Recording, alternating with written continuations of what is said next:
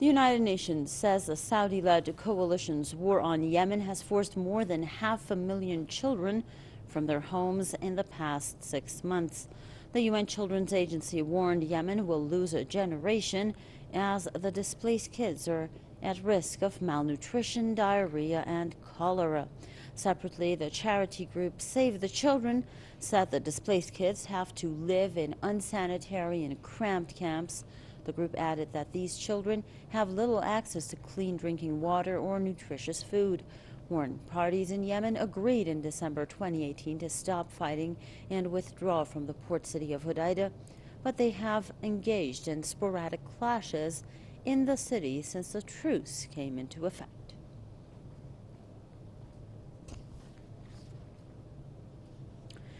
To discuss that further, we're joined by Mr. Max Igan, radio host and political commentator, joining us live from Brisbane. Thank you very much, sir.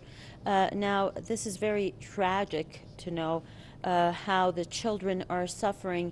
The truce apparently is not helping very much. It's not meeting up to what it was supposed to.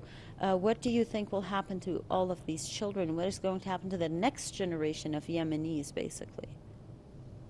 Well, this has all been part of the design of Saudi Arabia to actually systematically target women and children, and they made a policy of doing this. They even announced it publicly. I think it was Prince Salman said that we need to target the children and the women and children because we need to instill even a fear of uttering the name Saudi Arabia in an entire generation.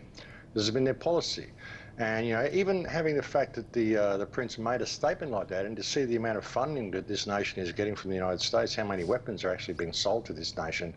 I mean, the United States must be held culpable in all of this. And with all the rhetoric we hear from the UN, they never seem to target the people who are distributing weapons to the regime that is carrying out these atrocities. That needs to be taken into account. I mean, if they weren't buying weapons from people, they wouldn't be able to be murdering so many children. And when they've announced an open policy of targeting children in order to put the fear of uprising into an entire generation so it never happens again, then the people who are selling these people weapons, knowing that they're targeting children, certainly need to be mentioned in these UN reports and need to be held accountable. It's ridiculous. How do you think they can be held accountable? Because, well, in the case of Donald Trump, he put it very bluntly, as far as the Saudis are paying for these weapons, the U.S. is not going to back down because, well, their economy is apparently more important than what's happening to innocent children in Yemen. Yeah, you know, US jobs is what it's all about, and it appears that many of these US jobs are actually killing Yemenis children. Of course, the people at these jobs don't know. They can't really be held responsible because they don't know what they're doing. And the United States has been very careful the way it's distributed its weapons manufacture throughout many, many states and many, many factories that manufacture other things that are not weapons parts and bomb parts, so that everybody who's working in a factory, you might be making toothbrushes, there's probably something in that factory that they use on a tank as well that you're also manufacturing. So it becomes a really, really interesting situation they've set up there, where the United States, if people are to keep any type of production open at all, then they need to be manufacturing weapons at the same time.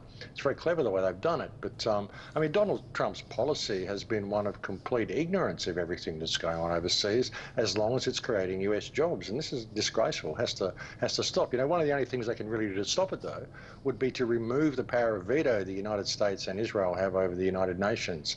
You know, until that is removed, the United Nations will remain a toothless tiger that can say everything it wants to make the people think that they care about things. But, you know, the fact that they're not naming the real culprits in this and not naming what the real mechanism is that's creating this conflict, and they're not holding real people accountable, and they are leaving this power of veto in place, shows that the United Nations is simply a theatrical display for the people of the world to make us think that we've actually got a body that cares when really it doesn't, and that could be well evidenced by its actions.